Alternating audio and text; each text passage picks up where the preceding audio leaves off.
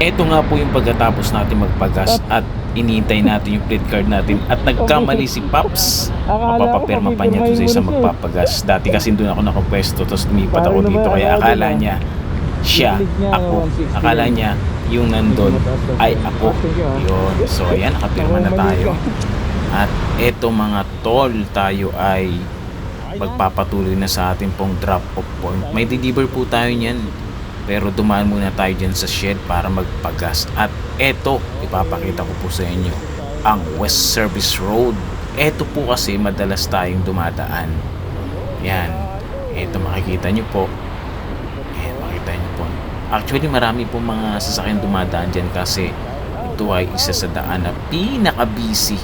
At kapag minalas-malas ka, kapag rush hour, talaga namang hindi ka makausad po dyan sa lugar po na yan. Dahil napakaraming sasakyan at andyan na nga po. Sa pagkakataon po yan ay medyo maluwag pa.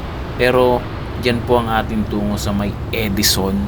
Yan, Edison Ave. Sa mga madalas po dito at pamilyar, alam po nila yung lugar po na yan. Siyempre pamilyar sila eh.